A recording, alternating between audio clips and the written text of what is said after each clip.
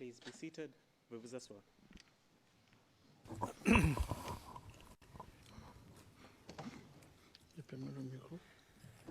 Good afternoon. Le président, bonjour à tous, à nouveau. Vous êtes déjà debout, je suis un peu inquiet, dit le président. Maître Hochet, je comprends très bien. Je partage votre sentiment, je le comprends. Le président, vous me donnez quand même la parole pour que je puisse quand même dire bonjour à tout le monde et peut-être vous faire part de notre décision. Maître Hochet, oui, mais non, c'est ça. Je ne voudrais surtout pas qu'on rentre dans le débat d'avant le déjeuner, mais je tiens à dire que je suis dans l'obligation quand même d'attirer votre attention sur les sources. Donc, je vais vous citer mes sources, si cela vous sied, mais je ne rentrerai pas dans les détails et je n'argumenterai pas. Mais c'est une source qui traite exactement de sujets qui nous intéressaient tant avant le déjeuner. Donc, si vous me permettez, il s'agit de l'affaire Katanga, décision orale. Enfin, c'est une transcription du 8 février 2010, page 62, ligne 1 et suivante.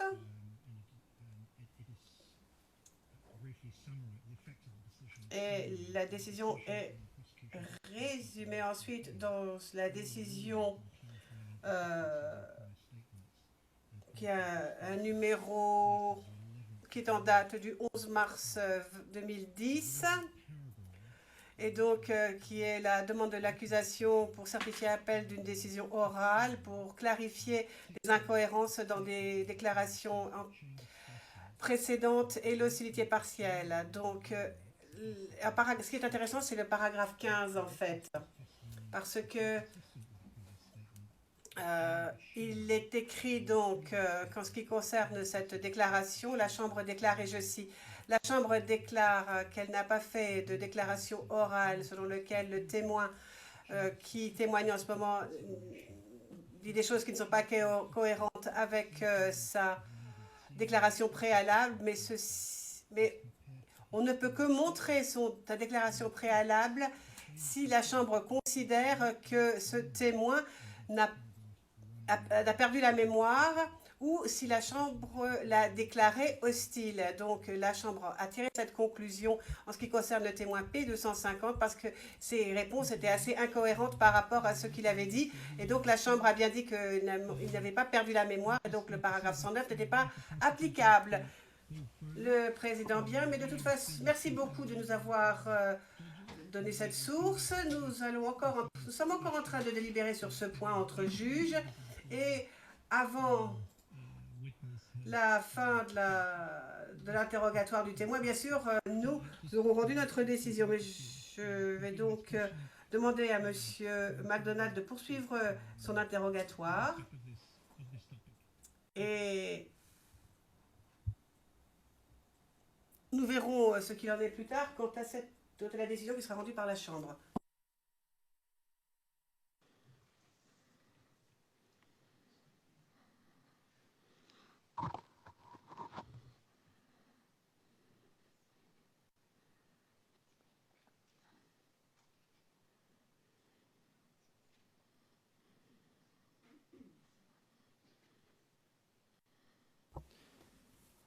Bonjour, monsieur le témoin.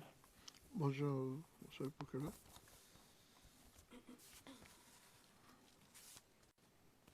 Dans un but d'éclaircir la question,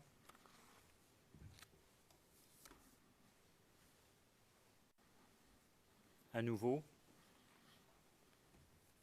je reste toujours sur le slogan « On gagne ou on gagne ».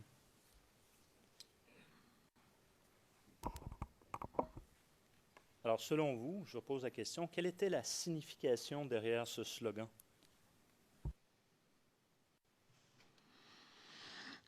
Monsieur le procureur, je pense avoir déjà répondu. Vous savez, le slogan, ce n'est pas moi qui l'ai lancé. Ça a été vu dans les publicités du président, Mais je pense, comme je viens de vous le dire, c'est un slogan campagne pour faire la campagne présidentielle. On gagne ou on gagne, c'est des mots, si vous voulez. Vous savez, nous, on a l'habitude à Abidjan de jouer avec les mots et de prendre les mots comme ça. On peut dire des choses.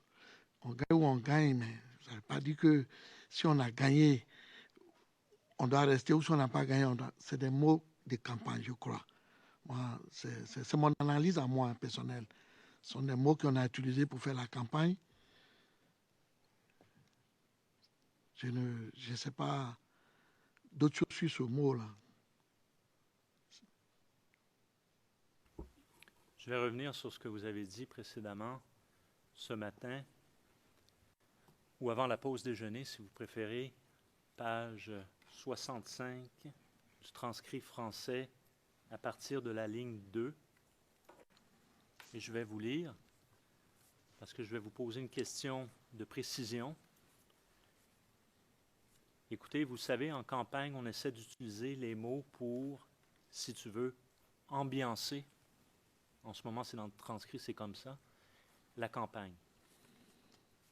Sinon, avec Gbagbo, on gagne ou on gagne, ça ne veut pas dire qu'on doit forcément rester ou on doit forcément gagner. Ce sont des slogans de campagne. Ça se fait partout dans le monde. Vous choisissez les slogans pour faire votre campagne. C'est comme on disait, il n'y a rien en face, c'est maïs. Ça veut dire quoi? Il n'y a rien en face, c'est maïs. Ça veut dire que ceux qui sont en face de nous, ils ne sont rien. C'est comme du maïs qu'on mange. Mais ça ne veut pas dire que ce sont des slogans violents. Ce sont des slogans de campagne comme eux aussi avaient des slogans que je ne connaissais pas, mais c'est pareil, on était en campagne.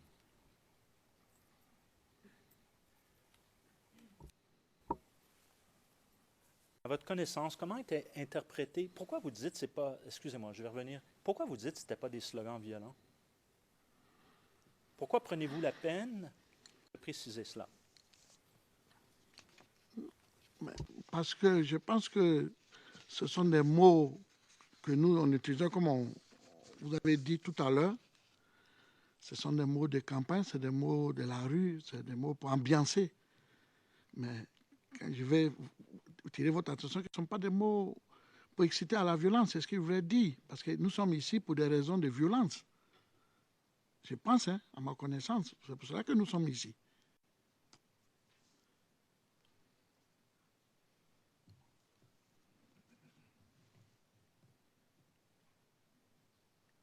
Pourquoi mentionnez-vous toujours à la ligne, le même transcrit, je relis à partir de la ligne 4 cette fois-ci, ça ne veut pas dire qu'on doit forcément rester ou on doit forcément gagner. Pourquoi prenez-vous la peine de préciser cela ce matin dans votre témoignage? Parce que le slogan veut à peu près dire ce que ça veut dire. Ça dit où on gagne, où on gagne. Ça dit où on a gagné, où on gagne. Ça dit c'est forcé qu'on doit gagner. C'est ce que ça veut dire à peu près, si vous voulez. Mais c'est des mots de l'ambiance. C'est pour exciter les gens à l'ambiance, c'est tout.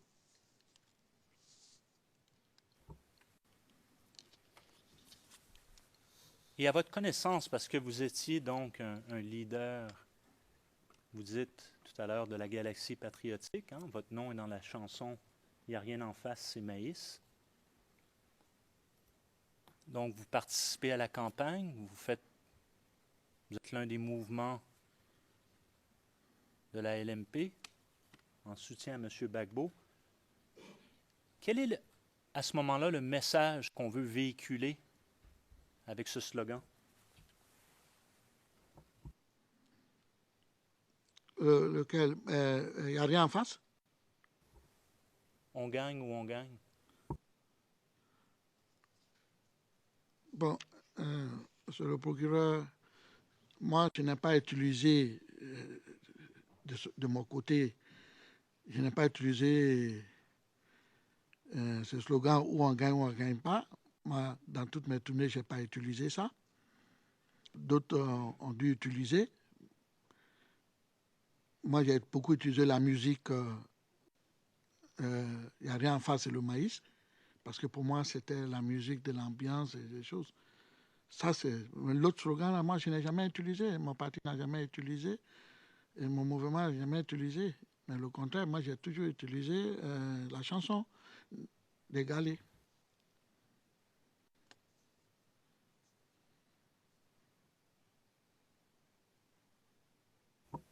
Je comprends que ce n'est pas votre slogan.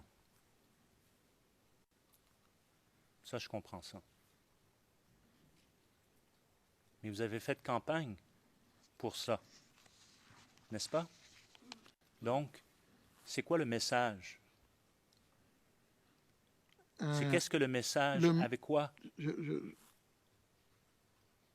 le procureur, quand vous allez en campagne, ce n'est pas pour aller faire une défaite. Vous allez en campagne, c'est pour gagner la présidentielle. Donc, vous utilisez les moyens pacifiques, les moyens de votre parole pour faire votre campagne et pour que la population vous soutienne et que la population puisse vous voter pour que vous restez. Voilà les slogans qu'on utilisait.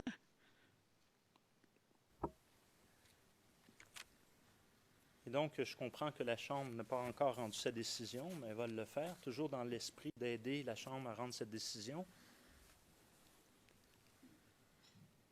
Vous rappelez-vous d'avoir été questionné à ce sujet lors de vos rencontres avec le bureau du procureur?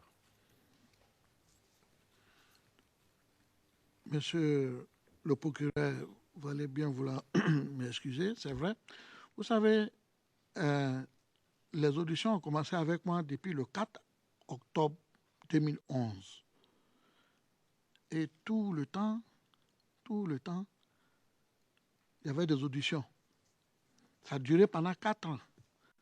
Je ne peux pas me souvenir à peu près de tout. Si vous voulez m'aider dans ce sens et qu'on puisse avancer, il n'y a pas de problème à ça. Mais personnellement, il faut que les choses soient claires. Quand même, c'est des choses qui ont duré depuis 4 ans. Et depuis 4 ans, je suis auditionné en différentes parties et chaque fois, souvent même pour la même cause en plusieurs reprises. Et vous savez, pour nous, c'est un peu difficile. Ce genre de choses, on n'est pas habitué à ce genre d'auditions. Donc, comme je vous le dis, je peux être questionné sur ce sujet et je peux ne pas me souvenir. Maintenant, s'il y a d'autres possibilités qu'on me rafraîchisse la mémoire ou qu'on puisse m'aider, il n'y a même pas de problème, on peut avancer. Moi, je suis venu, c'est pour dire ce que je sais et ce qui est la vérité pour l'intérêt de la Côte d'Ivoire, pas pour d'autres choses. Parce que vous avez également dit ce matin que votre mémoire, elle n'est pas infaillible. Oui, mais... Lorsqu'on parlait des dates, oui. Vous avez dit que ça ne se limitait pas seulement juste aux dates. Oui. Vous aviez des fois des problèmes au niveau de votre mémoire. N'est-ce pas? Oui, c'est ce que j'ai dit. Donc, en ce moment, si vous avez ajouté à vos réponses sur le sujet du slogan « On gagne ou on gagne », en ce moment, vous dites que vous n'en rappelez pas. C'est bien ça, juste pour qu'on comprenne bien votre témoignage. Ce n'est pas un guet-apens, ce n'est pas une... Oui, monsieur le procureur, j'ai dit, cette question était posée. Il y a eu peut-être de l'audience dessus, audition dessus. Mais je souhaiterais qu'on puisse me rappeler un peu certaines choses. Parce que, comme j'ai dit, c'est quand même longtemps. Ça a duré aussi. Et vous savez, nous, tous les jours, on est dans d'autres activités, on fait d'autres choses.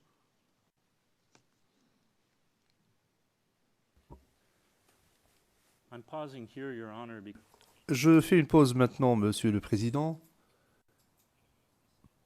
Je ne sais pas si cela est utile pour la Chambre. Ces nouveaux faits mentionnés par le témoin sont-ils utiles pour la Chambre? Je viens de suivre une procédure afin de revenir et d'essayer d'obtenir de sa part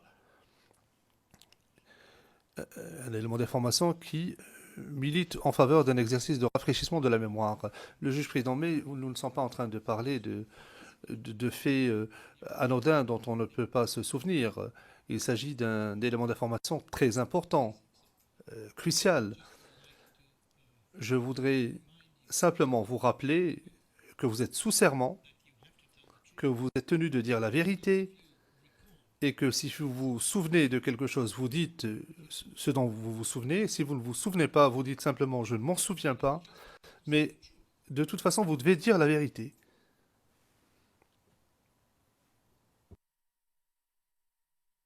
Je suis tout à fait conscient de ce que j'ai dit.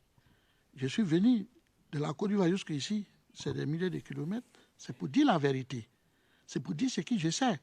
Mais il arrive parfois, tu peux oublier certaines dépositions. Et c'est normal, Monsieur le Président. Ce n'est pas que je le fais exprès, non, je suis désolé. Je ne suis pas venu cacher quelque chose. Je vais dire toute la vérité. C'est pour que et ça va dans l'intérêt aussi de moi-même et de mon parti même. C'est crédible pour moi que j'ai dit la vérité. Donc, si je dis certaines choses, je ne me rappelle pas, effectivement, c'est vrai.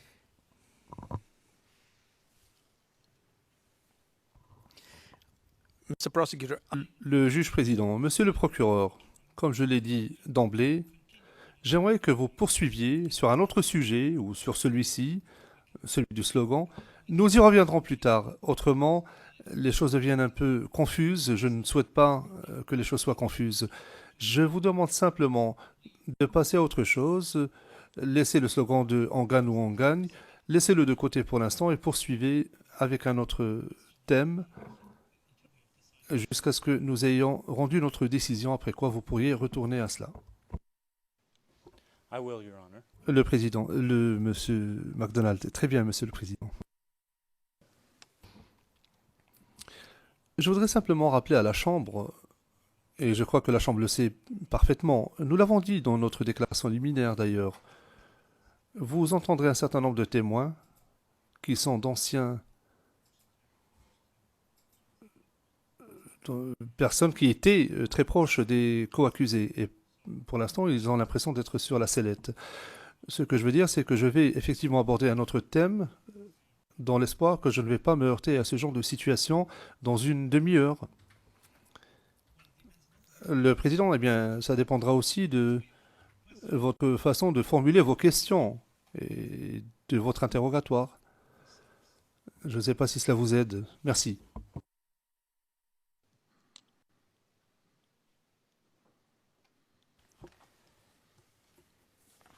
Monsieur le témoin,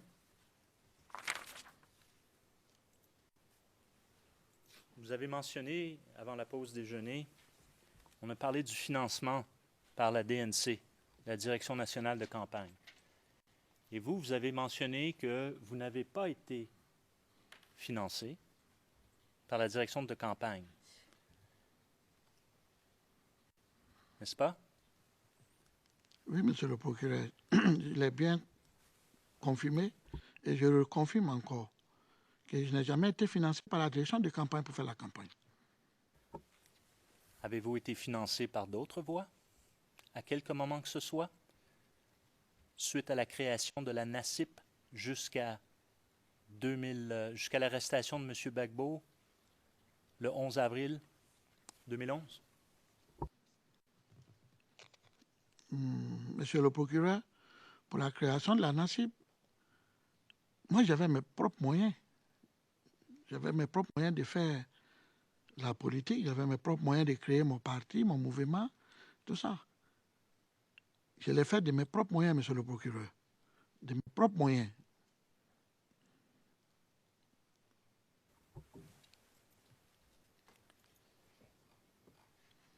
Alors, écoutez, on va revenir à ce que vous avez dit ce matin. On va trouver le passage.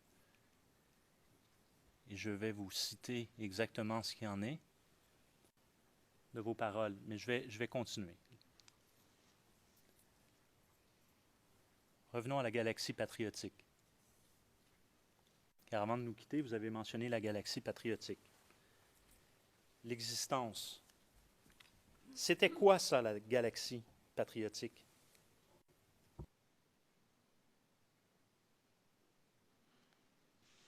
La galaxie patriotique, c'était où se retrouvaient et se reconnaissaient tous les leaders des différents mouvements politiques et de mouvements soutien à la patrie. qui pensaient que nous étions attaqués. Donc, on s'est organisé. Donc, c'est le groupe de tous les leaders qui étaient ensemble qu'on appelle la Gracie patriotique. La Gracie patriotique, c'est ceux qui défendent leur patrie.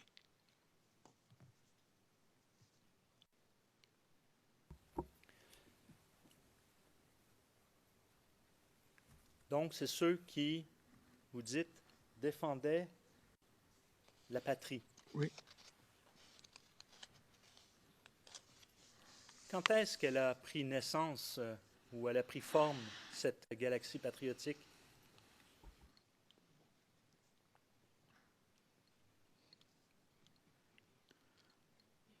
La Gracie patriotique a commencé à prendre forme et s'organiser à partir lorsque la Côte d'Ivoire a été attaquée et la Côte d'Ivoire a été divisée.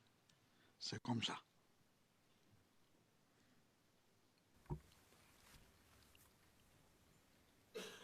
Combien, donc, de groupes la composaient, la galaxie patriotique? Je ne peux pas te donner les chiffres exacts, mais on était beaucoup trop nombreux qui faisaient la Gracie patriotique. Vous rappelez-vous combien approximativement? Monsieur le procureur, je ne peux pas vous donner les chiffres exacts, mais on était nombreux. Écoutez, monsieur le témoin, je comprends que vous ne pouvez pas nous donner de chiffres exacts, mais vous pouvez aussi nous donner des approximations sans avoir peur de vous tromper ou avoir peur, parce que vous avez mentionné dans votre témoignage ce matin qu'on vous avait lu les droits, sans avoir crainte. On a droit à l'erreur aussi lorsqu'on témoigne. Bien sûr, monsieur le procureur, mais il faut que les choses soient claires. Je l'ai déjà dit, j'ai dit ça devant le président, devant vous, que je ne suis pas venu ici pour faire de l'amusement. Je suis venu dire ce que je sais. Et comme je vous le dis, peut-être, bon, si tu veux, je peux te donner des chiffres, peut-être on était 100, ou on était 50, ou on était 150. Ben parce que quand je te parle de la Gracie patriotique, je ne te parle pas de tous les patriotes de la Côte d'Ivoire. Je te parle des leaders qui avaient les différents groupes qui étaient réunis dans l'ensemble de la Gracie patriotique, qui faisaient la Gracie patriotique. Là, vous pouvez partir à partir de 100, 150, 200, je crois, à ma connaissance. Vous rappelez-vous justement avoir été questionné également dans votre premier entretien avec le bureau du procureur et les chiffres que vous aviez mentionnés à ce moment-là?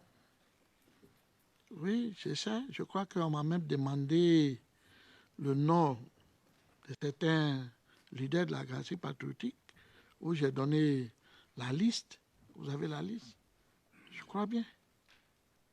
Alors, ma question, je vais la répéter. Vous rappelez-vous d'avoir été questionné sur le chiffre ou le nombre que vous aviez donné, de groupes qui faisaient partie de la galaxie patriotique? Vous rappelez-vous d'avoir donné un nombre dans votre déclaration?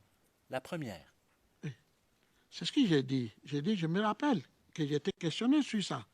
Et qu'on m'a même demandé de donner le nom. Je crois qu'on a donné le nom, on a fait une liste. Mais le nombre, je ne me souviens pas, c'est combien. Donc, vous ne vous rappelez pas du nombre que vous avez donné au bureau du procureur au mois d'octobre 2011? Non. Mais je sais qu'on a fait une liste.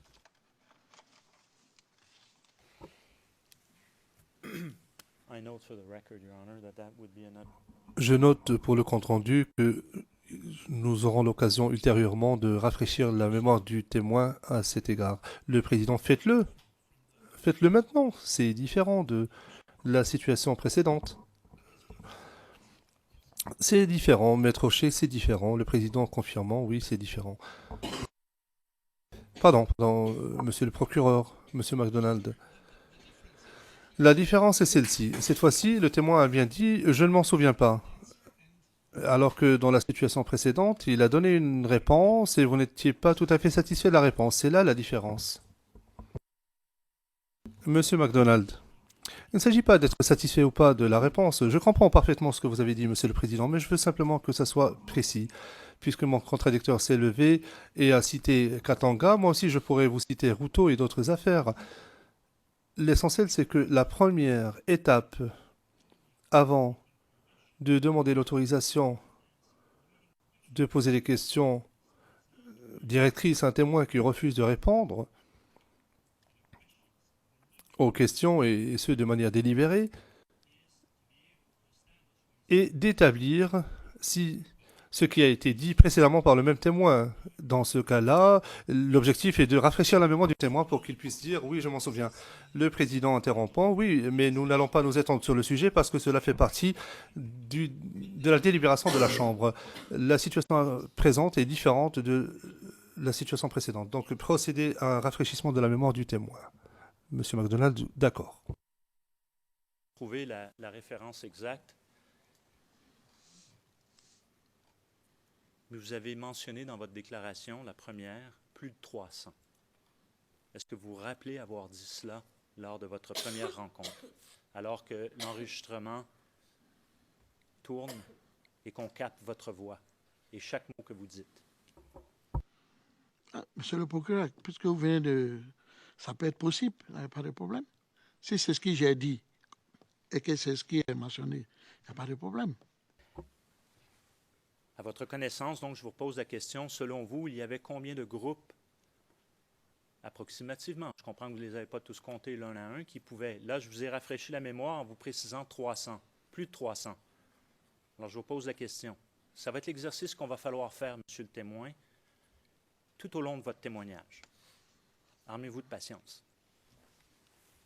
Ouais, il s'agit de la Côte d'Ivoire, il n'y a pas de problème. Monsieur le procureur, vous avez dit que j'ai mentionné plus de 300. Nous allons vous dire, et je répète, il y en avait plus de 300. Quand vous parlez de groupes, les groupes, il y avait trop de groupes. Mais il y avait toutes sortes de groupes. Donc, vous pouvez prendre plus de 300. Tous ces groupes qui faisaient partie de la Galaxie patriotique, ça, il n'y a pas de problème. Moi, je ne vois pas aucun problème à ça.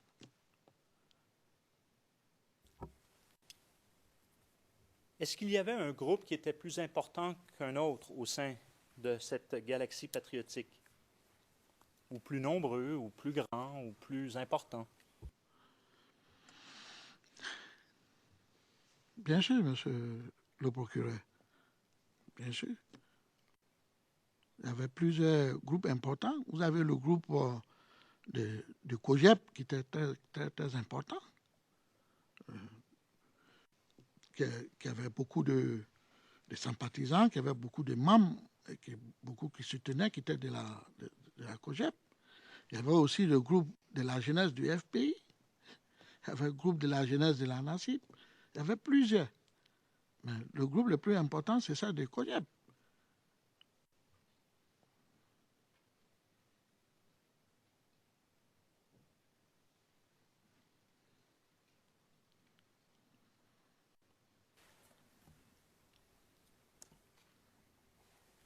Qui était à la tête du Congrès panafricain des jeunes et patriotes, donc du COGEP? C'est le ministre Blé Goudéchal. Vous dites le ministre. Quand est-il devenu ministre? Il est devenu ministre après les élections, quand le président Gbagbo a fait son gouvernement, il l'a nommé ministre de la Jeunesse.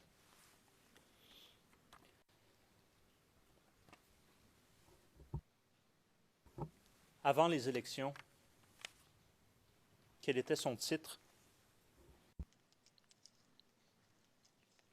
Il était le président du COGEP et chef de la Galaxie patriotique. Donc, il était président du Congrès panafricain des jeunes et patriotes. Et il était également, vous dites, à la tête de la Galaxie patriotique? Bien sûr.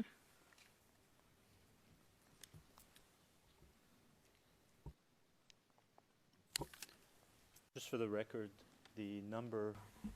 Au fin du compte-rendu, je précise que ceci peut-être se retrouve à la transcription portant la référence 0014-0622, page 0630 à 0631, et plus précisément aux lignes 288 à 294. À ce moment-là, au sein de la galaxie patriotique. Pour moi, un patriote, c'est celui qui défend les intérêts de sa patrie, de son pays. C'est ça, un patriote, pour moi. Je ne sais pas c'est pour qui ou pour les autres, qu'est-ce que c'est un patriote. Mais pour moi, un patriote, c'est lui qui défend les intérêts de son pays. Quels étaient les principaux leaders de la galaxie patriotique? Êtes-vous à même de les nommer? Vous avez fait référence à un document ou les... Alors, je vous demande dans un premier temps de mémoire. Ok, je peux citer quelques-uns. Allez-y. Ok. Il y a Bleu lui-même. Il y a moi-même. Il y a Dak Richard. Il y a Youssouf Fofana. Il y a tout cela. Il y a Navigo aussi, faisait partie de la galaxie patriotique. Bon, quand vous dites Blé, vous faites référence à M. Blé-Goudet. Oui, j'ai dit Blé-Goudet, c'est mon petit frère. J'ai dit Blé-Goudet, Charles, le ministre Blé-Goudet. Vous faites référence aussi, vous avez dit un nom, Navigué, Navigué. prénom ou deuxième nom?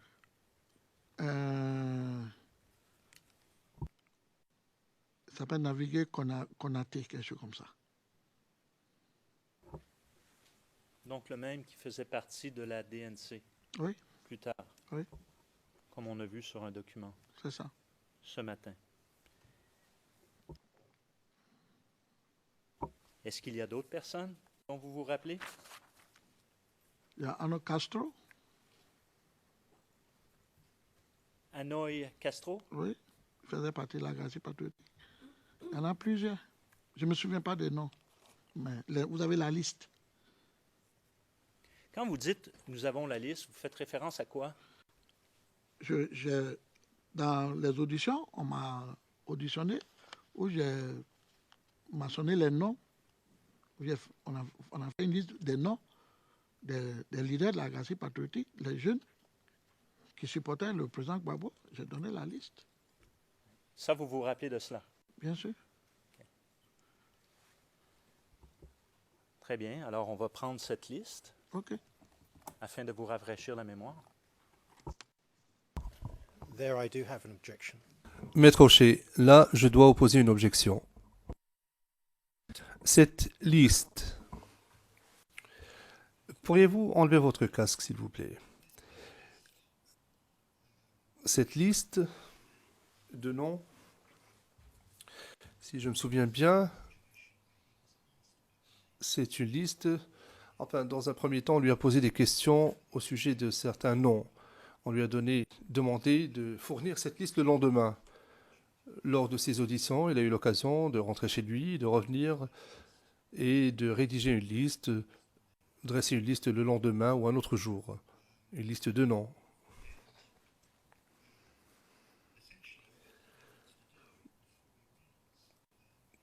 Alors essentiellement, ce qu'il doit faire devant vous, c'est réécrire cette liste, dresser cette liste de nouveau. C'est une liste qu'il a pu préparer en consultant éventuellement d'autres personnes. Et ce qu'il dit au sujet de ces noms est très important. Car il dit que cela fait référence à des personnes impliquées dans les actes de violence. Donc, si vous autorisez M. MacDonald de présenter cette liste devant le témoin et d'utiliser une liste qui a été préparée dans des circonstances très différentes et loin de cette chambre. Il ne s'agit pas d'une liste qui a été préparée pendant les événements, elle a été préparée dans le cadre des auditions du témoin avec le bureau du procureur, en accordant à ce témoin l'occasion de faire des appels téléphoniques et éventuellement d'aller consulter d'autres personnes avant de la préparer. Pour toutes ces raisons, nous soulevons une objection. Nous ne voulons pas que cette liste soit présentée aux témoins. Le président Maître Knoops, Maître Knops, nous nous associons à cette objection, Monsieur le Président. Maître Massida, nous n'avons pas d'observation à formuler, Monsieur le Président. Monsieur le procureur, Monsieur MacDonald, le contexte dans lequel cette liste a été dressée, au vu des commentaires formulés par mon contradicteur, le Président interrompant, pourquoi est-ce que vous ne demandez pas aux témoins dans quel contexte la liste a été préparée? Je ne sais pas, en fait, ce qu'il en est. J'ai entendu une partie, mais je crois que la personne la mieux placée pour répondre à ces questions sur cette liste, justement, c'est le témoin lui-même. Monsieur MacDonald, d'accord, je vais le faire. Le président poursuivant, d'ailleurs, cela fait partie des observations que j'ai formulées tout à l'heure. Enfin, vous pouvez lui poser une question sur le contexte. Monsieur MacDonald, j'allais simplement dire que mon contradicteur pourrait poser ces questions dans le cadre de son contre-interrogatoire, s'il souhaite entamer la crédibilité du témoin. Mais moi, je vais poser mes questions à ma manière. Vous avez vos écouteurs, très bien. Pourriez-vous expliquer, vous rappelez-vous le contexte comment cette liste a été compilée, elle a été écrite? Ce sont des questions que les enquêteurs me posaient et qu'il était nécessaire que je fasse la liste pour leur remettre ça.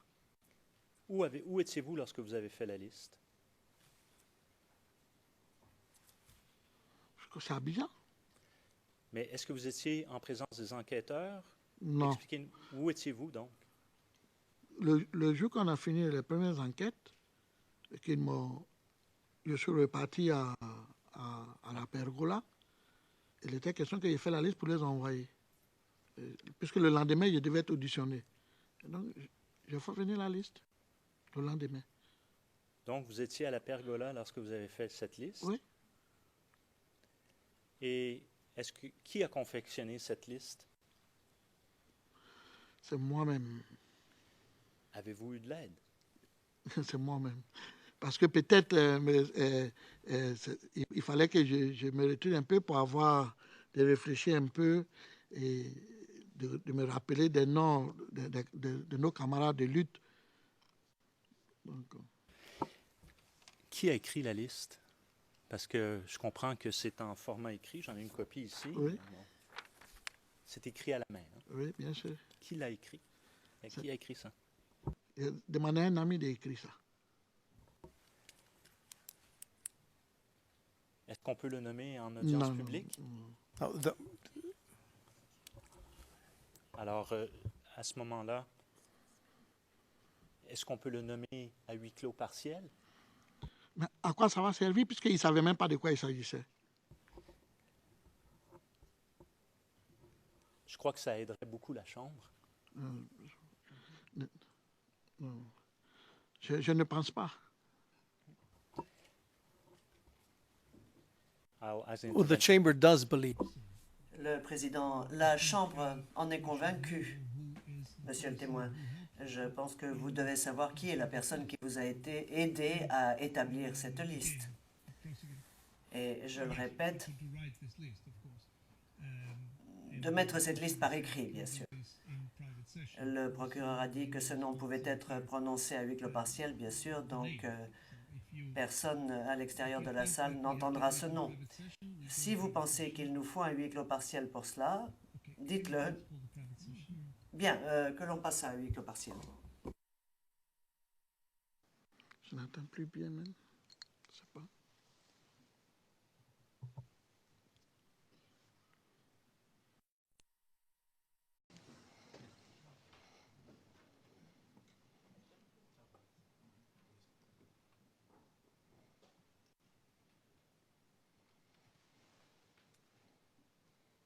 Please be seated. Veuillez vous asseoir.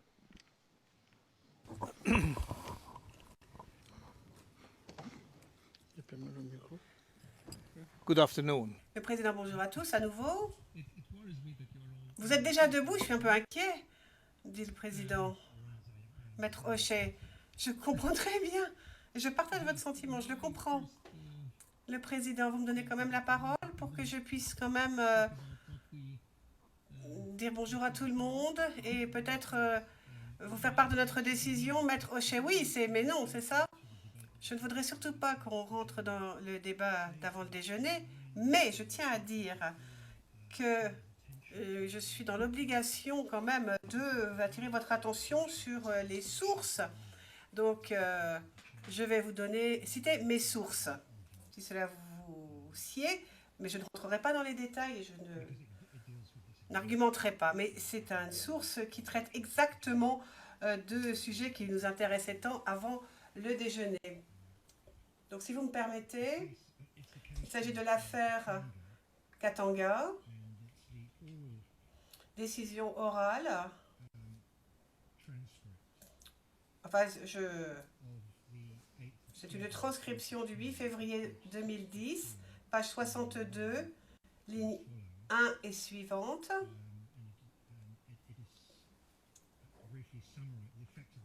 Et la décision est résumée ensuite dans la décision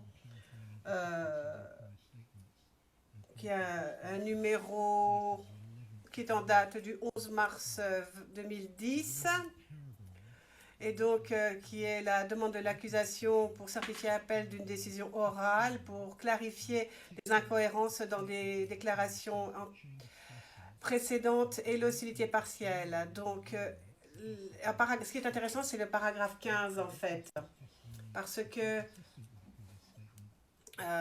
il est écrit donc qu'en ce qui concerne cette déclaration, la Chambre déclare, et je cite, la Chambre déclare qu'elle n'a pas fait de déclaration orale selon laquelle le témoin qui témoigne en ce moment dit des choses qui ne sont pas cohérentes avec sa déclaration préalable, mais on ne peut que montrer sa déclaration préalable si la Chambre considère que ce témoin a perdu la mémoire ou si la Chambre l'a déclaré hostile. Donc, la Chambre a tiré cette conclusion en ce qui concerne le témoin P250 parce que ses réponses étaient assez incohérentes par rapport à ce qu'il avait dit. Et donc, la Chambre a bien dit qu'il n'avait pas perdu la mémoire et donc le paragraphe 109 n'était pas applicable.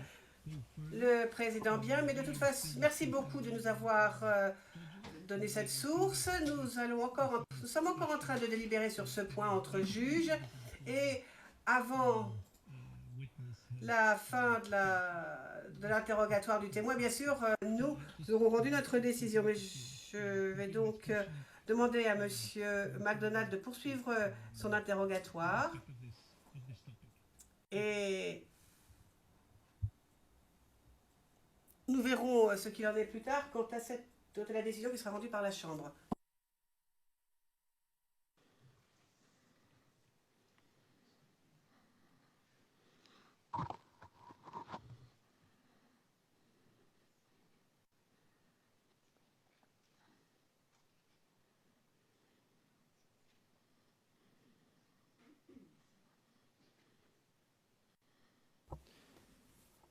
Bonjour, monsieur le témoin. Bonjour, monsieur le procureur.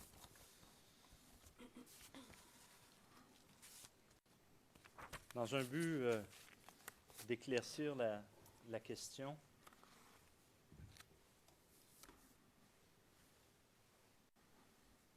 à nouveau, je reste toujours sur le slogan « On gagne ou on gagne ».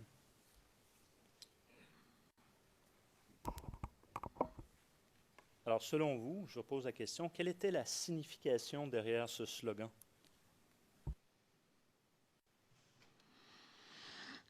Monsieur le procureur, je pense avoir déjà répondu. Vous savez, le slogan, ce n'est pas moi qui l'ai lancé. Ça a été vu dans les publicités du président. Mais je pense, comme je viens de vous le dire, c'est un slogan campagne pour faire la campagne présidentielle. On gagne ou on gagne, c'est des mots, si vous voulez. Vous savez, nous, on a l'habitude à Abidjan de jouer avec les mots et de prendre les mots comme ça. On peut dire des choses. On gagne ou on gagne, mais ça ne veut pas dire que si on a gagné, on doit rester, ou si on n'a pas gagné, c'est des mots de campagne, je crois. Moi, c'est mon analyse à moi, personnelle. Ce sont des mots qu'on a utilisés pour faire la campagne. Je ne sais pas d'autres choses sur ce mot-là. Je vais revenir sur ce que vous avez dit précédemment ce matin, ou avant la pause déjeuner, si vous préférez, page 65 du transcrit français à partir de la ligne 2.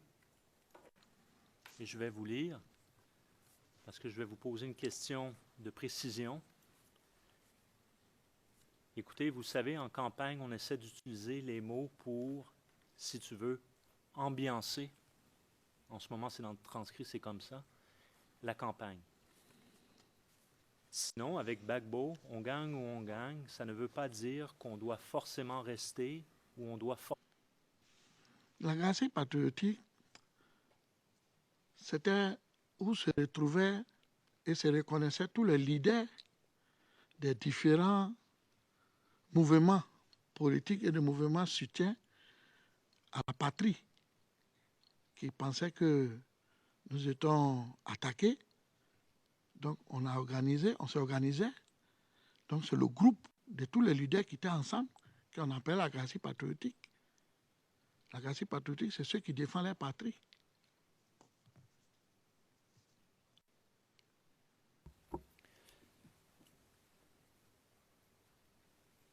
Donc, c'est ceux qui, vous dites, défendaient la patrie. Oui. Quand est-ce qu'elle a pris naissance ou elle a pris forme, cette galaxie patriotique?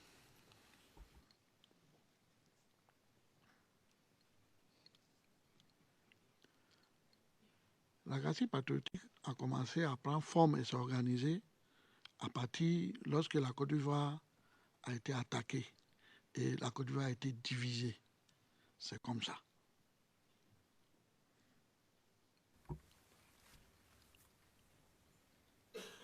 Combien, donc, de groupes la composaient, la galaxie patriotique? Je ne peux pas te donner les chiffres exacts, mais on était beaucoup trop nombreux qui faisaient la Gracie patriotique. Vous rappelez-vous combien approximativement? Monsieur le procureur, je ne peux pas vous donner les chiffres exacts. Mais on était nombreux. Écoutez, monsieur le témoin, je comprends que vous ne pouvez pas nous donner de chiffres exacts, mais vous pouvez aussi nous donner des approximations sans avoir peur de vous tromper ou avoir peur, parce que vous avez mentionné dans votre témoignage ce matin qu'on vous avait lu les droits, sans avoir crainte. On a droit à l'erreur aussi lorsqu'on témoigne. Bien sûr, monsieur le procureur, mais il faut que les choses soient claires. Je l'ai déjà dit, j'ai dit ça devant le président, devant vous, que je ne suis pas venu ici pour faire de l'amusement. Je suis venu dire ce que je sais. Et comme je vous le dis, peut-être, bon, si tu veux, je peux te donner des chiffres. Peut-être on était 100, ou on était 50, ou on était 150.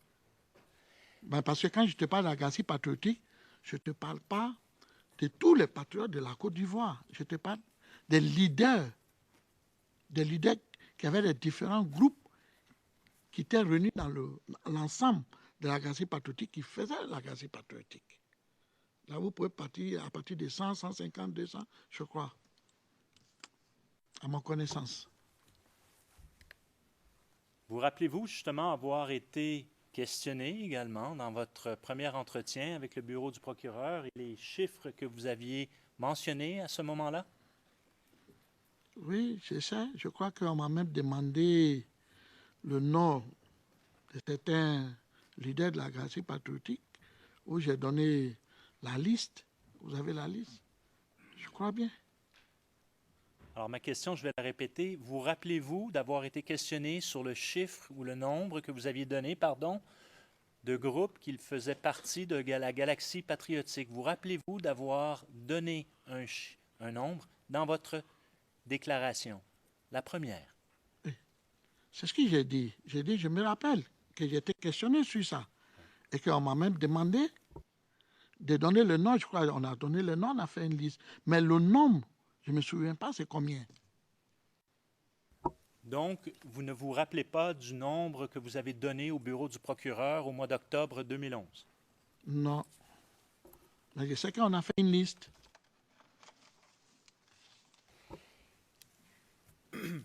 I note for the record, Your Honor, that would be enough.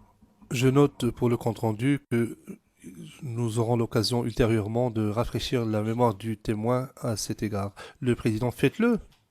Faites-le maintenant. C'est différent de la situation précédente. C'est différent. Maître O'Shea, c'est différent. Le président confirmant, oui, c'est différent. Pardon, monsieur le procureur, monsieur MacDonald. La différence est celle-ci. Cette fois-ci, le témoin a bien dit « je ne m'en souviens pas ». Alors que dans la situation précédente, il a donné une réponse et vous n'étiez pas tout à fait satisfait de la réponse. C'est là la différence. Monsieur MacDonald, il ne s'agit pas d'être satisfait ou pas de la réponse. Je comprends parfaitement ce que vous avez dit, monsieur le président, mais je veux simplement que ça soit précis.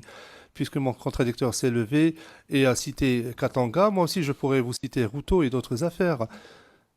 L'essentiel, c'est que la première étape avant de demander l'autorisation de poser des questions directrices à un témoin qui refuse de répondre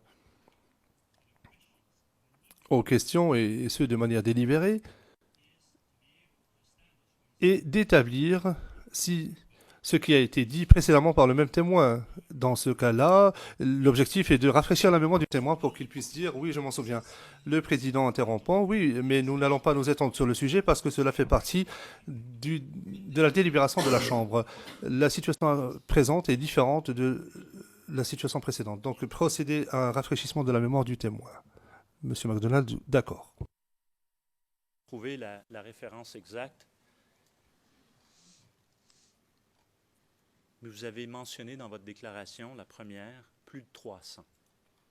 Est-ce que vous vous rappelez avoir dit cela lors de votre première rencontre, alors que l'enregistrement tourne et qu'on capte votre voix et chaque mot que vous dites?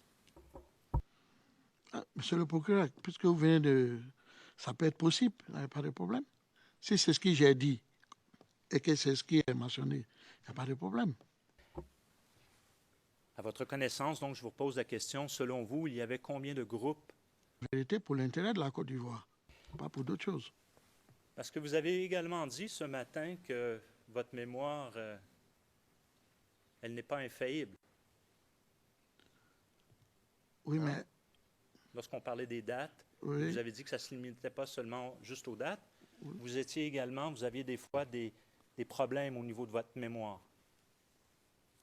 N'est-ce pas? Oui, c'est ce que j'ai dit. Donc, en ce moment, si vous avez ajouté à vos réponses sur le sujet du slogan « On gagne ou on gagne », en ce moment, vous dites que vous n'en rappelez pas. C'est bien ça, juste pour qu'on comprenne bien votre témoignage. Ce n'est pas un guet-apens, ce n'est pas une... Oui, monsieur le procureur, j'ai dit, cette question était posée. Il y a eu peut-être de l'audience dessus, audition dessus. Mais je souhaiterais qu'on puisse me rappeler un peu certaines choses. Parce que, comme j'ai dit, c'est quand même longtemps. Ça a duré aussi. Et vous savez, nous, tous les jours, on est dans d'autres activités, on fait d'autres choses.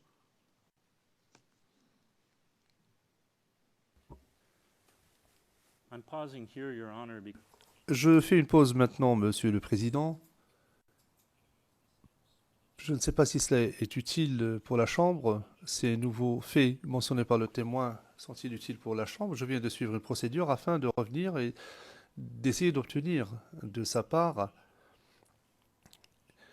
un élément d'information qui milite en faveur d'un exercice de rafraîchissement de la mémoire. Le juge président, mais nous ne sommes pas en train de parler de faits anodins dont on ne peut pas se souvenir.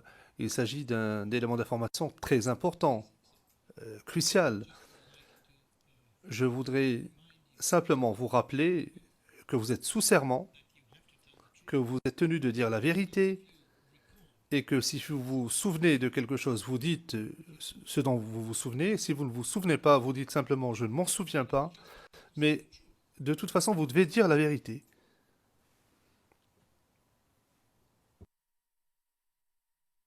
Je suis tout à fait conscient de ce que j'ai dit. Je suis venu de la Côte d'Ivoire jusqu'ici, c'est des milliers de kilomètres, c'est pour dire la vérité. C'est pour dire ce que je sais. Mais il arrive parfois, tu peux oublier certaines dépositions. Et c'est normal, Monsieur le Président. Ce n'est pas que je le fais exprès, non, je suis désolé. Je ne suis pas venu cacher quelque chose. Je vais dire toute la vérité. C'est pour que ça va dans l'intérêt aussi de moi-même et de mon parti même. C'est crédible pour moi que j'ai dit la vérité. Donc, si j'ai dit certaines choses, je ne me rappelle pas. Effectivement, c'est vrai.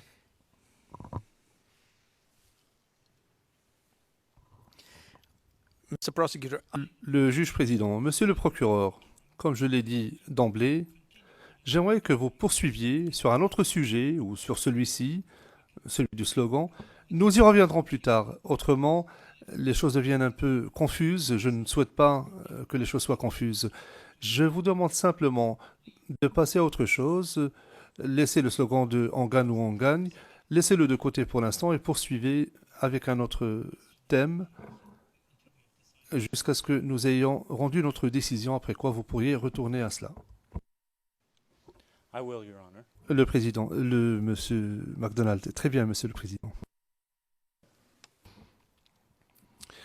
Je voudrais simplement rappeler à la Chambre, et je crois que la Chambre le sait parfaitement, nous l'avons dit dans notre déclaration liminaire d'ailleurs, vous entendrez un certain nombre de témoins qui sont d'anciens personnes qui étaient très proches des co-accusés. Et pour l'instant, ils ont l'impression d'être sur la sellette. Ce que je veux dire, c'est que je vais effectivement aborder un autre thème dans l'espoir que je ne vais pas me heurter à ce genre de situation dans une demi-heure. Le président, eh bien, ça dépendra aussi de votre façon de formuler vos questions et de votre interrogatoire. Je ne sais pas si cela vous aide. Merci.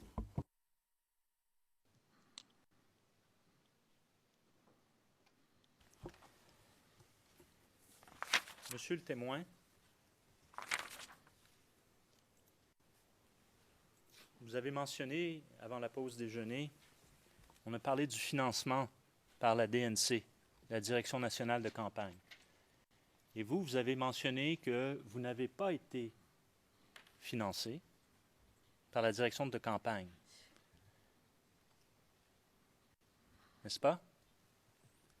Oui, monsieur le procureur, il est bien confirmé et je le confirme encore que je n'ai jamais été financé par la direction de campagne pour faire la campagne. Avez-vous été financé par d'autres voies, à quelque moment que ce soit, suite à la création de la NACIP jusqu'à l'arrestation de M. Gbagbo le 11 avril 2011? Monsieur le procureur, pour la création de la NACIP, moi j'avais mes propres moyens. J'avais mes propres moyens de faire la politique, j'avais mes propres moyens de créer mon parti, mon mouvement, tout ça. Je l'ai fait de mes propres moyens, monsieur le procureur. De mes propres moyens.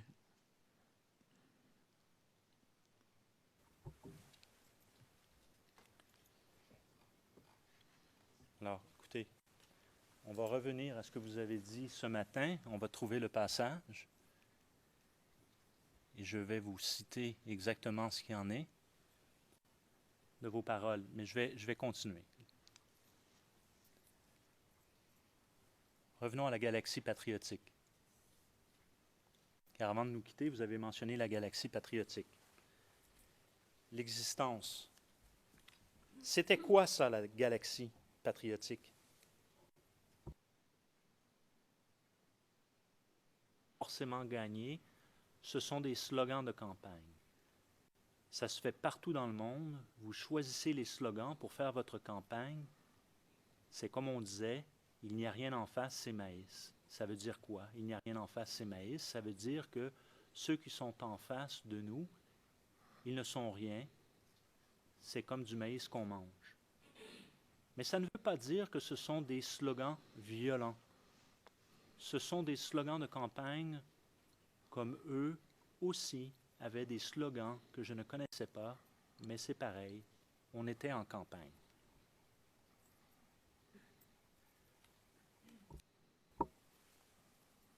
À votre connaissance, comment était interprété? Pourquoi vous dites c'est pas... Excusez-moi, je vais revenir. Pourquoi vous dites que ce n'était pas des slogans violents? Pourquoi prenez-vous la peine de préciser cela? Parce que je pense que ce sont des mots que nous, on utilisait comme vous avez dit tout à l'heure. Ce sont des mots de campagne, c'est des mots de la rue, c'est des mots pour ambiancer. Mais quand je vais attirer votre attention, ce ne sont pas des mots pour exciter à la violence, c'est ce qu'il voulait dire. Parce que nous sommes ici pour des raisons de violence. Je pense, à ma connaissance. C'est pour cela que nous sommes ici.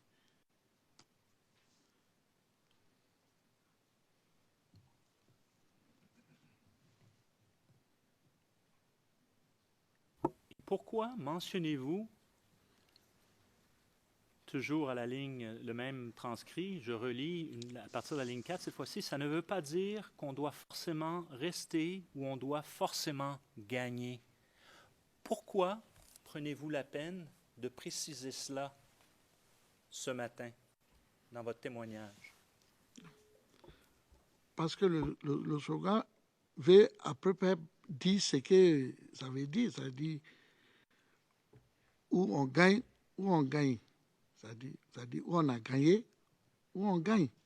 Ça dit c'est forcé qu'on doit gagner. C'est ce que ça veut dire à peu près, si vous voulez. Mais c'est des mots de l'ambiance. C'est pour exciter les gens à l'ambiance. C'est tout.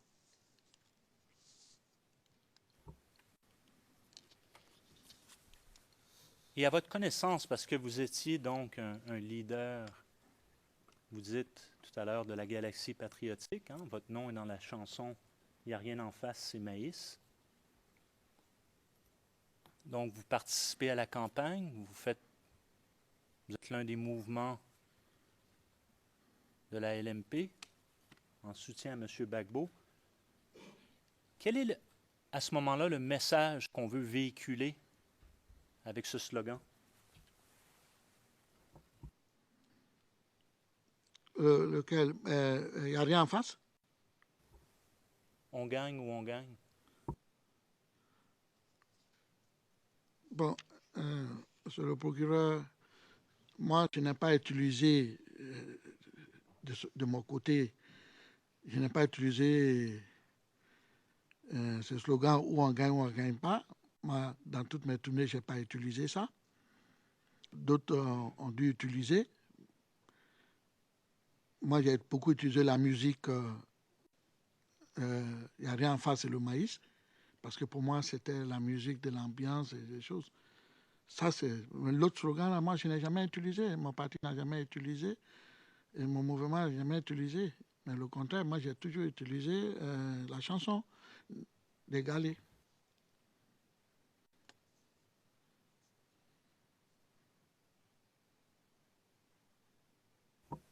Je comprends que ce n'est pas votre slogan.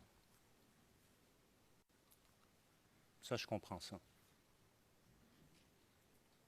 Mais vous avez fait campagne pour ça, n'est-ce pas? Donc, c'est quoi le message? C'est qu'est-ce que le message? Avec quoi? Monsieur le procureur, quand vous allez en campagne, ce n'est pas pour aller faire une défaite. Vous allez en campagne, c'est pour gagner la présidentielle. Donc, vous utilisez les moyens pacifiques, les moyens de votre parole pour faire votre campagne et pour que la population vous soutienne et que la population puisse vous voter pour que vous restez. Voilà les slogans qu'on utilisait.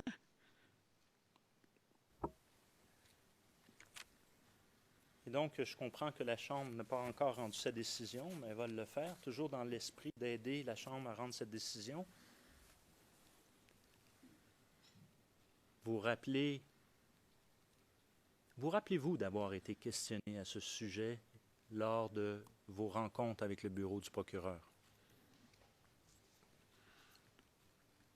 Monsieur le procureur, vous allez bien vouloir m'excuser, c'est vrai. Vous savez, les auditions ont commencé avec moi depuis le 4 octobre 2011. Et tout le temps, il il y avait des auditions. Ça a duré pendant 4 ans.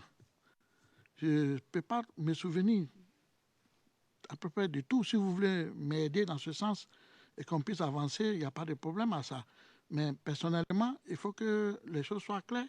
Quand même, c'est des choses qui ont duré depuis 4 ans. Et depuis 4 ans, je suis auditionné en différentes parties et chaque fois, souvent même pour la même cause en plusieurs reprises. Et vous savez, pour nous, c'est un peu difficile. Ce genre de choses, on n'est pas habitué à ce genre d'auditions. Donc, comme je vous le dis, je peux être questionné sur ce sujet et je peux ne pas me souvenir. Maintenant, s'il y a d'autres possibilités qu'on me rafraîchisse la mémoire ou qu'on puisse m'aider, il n'y a même pas de problème, on peut avancer. Moi, je suis venu, c'est pour dire ce que je sais et ce qu'elle a. Approximativement. Je comprends que vous ne les avez pas tous comptés l'un à un, qui pouvaient. Là, je vous ai rafraîchi la mémoire en vous précisant 300, plus de 300. Alors, je vous pose la question. Ça va être l'exercice qu'on va falloir faire, monsieur le témoin, tout au long de votre témoignage. Armez-vous de patience. Ouais, il s'agit de la Côte d'Ivoire, il n'y a pas de problème. Monsieur le procureur, vous avez dit que j'ai mentionné plus de 300. Nous allons vous dire, et je répète, il y en avait plus de 300. Quand vous parlez de groupes, les groupes, il y avait trop de groupes. Mais il y avait toutes sortes de groupes. Donc, vous pouvez prendre plus de 300. Tous ces groupes qui faisaient partie de la Galaxie patriotique, ça, il n'y a pas de problème. Moi, je ne vois pas aucun problème à ça.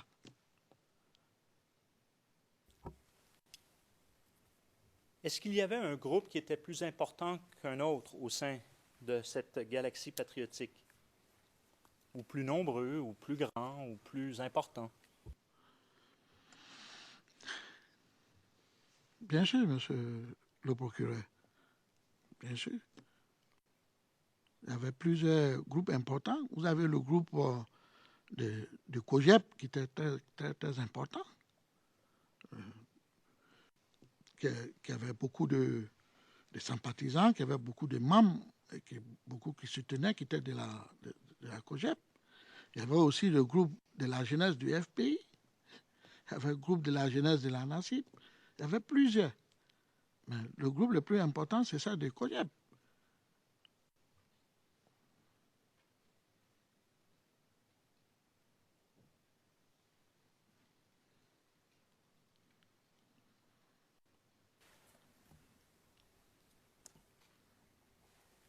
Qui était à la tête du Congrès panafricain des jeunes et patriotes, donc du COGEP? C'est le ministre Blé Goudéchal. Vous dites le ministre. Quand est-il devenu ministre? Il est devenu ministre après les élections, quand le président Gbagbo a fait son gouvernement, l'a nommé ministre de la Jeunesse.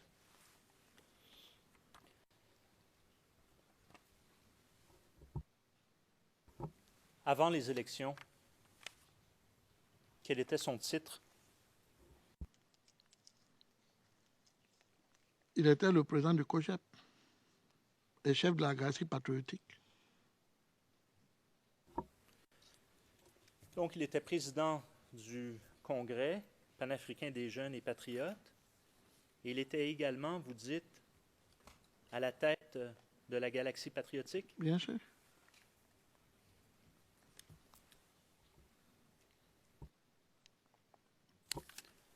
Just for the record, the number... Au fin du compte rendu, je précise que ceci peut-être se retrouve à la transcription portant la référence 30 0014-0622, page 0630 à 0631, et plus précisément aux lignes 288 à 294. à ce moment-là au sein de la Galaxie patriotique? Pour moi, un patriote, c'est celui qui défend les intérêts de sa patrie, de son pays. C'est ça, un patriote, pour moi. Je ne sais pas c'est pour qui ou pour les autres, qu'est-ce que c'est un patriote. Mais pour moi, un patriote, c'est lui qui défend les intérêts de son pays. Quels étaient les principaux leaders de la galaxie patriotique? Êtes-vous à même des nommés? Vous avez fait référence à un document ou les...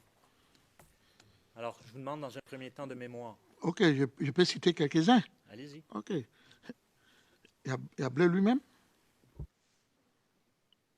Il y a moi-même. Il y a Dakou Richard. Il y a Youssouf Fofana. Il y a tout cela. Il y a Navigo aussi, faisait partie de la galaxie patriotique.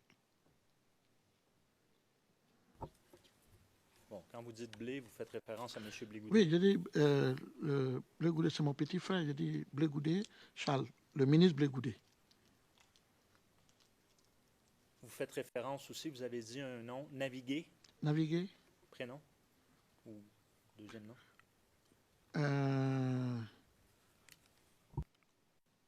Ça s'appelle Navigué Konaté, quelque chose comme ça.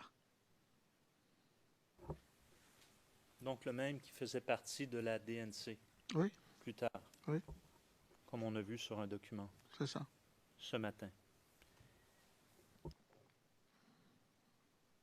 Est-ce qu'il y a d'autres personnes dont vous vous rappelez? Il y a Ano Castro. Hanoï Castro? Oui. Il faisait partie de la galaxie patriotique. Il y en a plusieurs. Je ne me souviens pas des noms. Mais vous avez la liste. Quand vous dites « nous avons la liste », vous faites référence à quoi? Dans les auditions, on m'a auditionné, où m'a sonné les noms. On a fait une liste des noms des leaders de la galaxie patriotique, les jeunes qui supportaient le président Gbagbo. J'ai donné la liste. Ça, vous vous rappelez de cela? Bien sûr. Okay. Très bien. Alors, on va prendre cette liste. OK. Afin de vous rafraîchir la mémoire. There I do have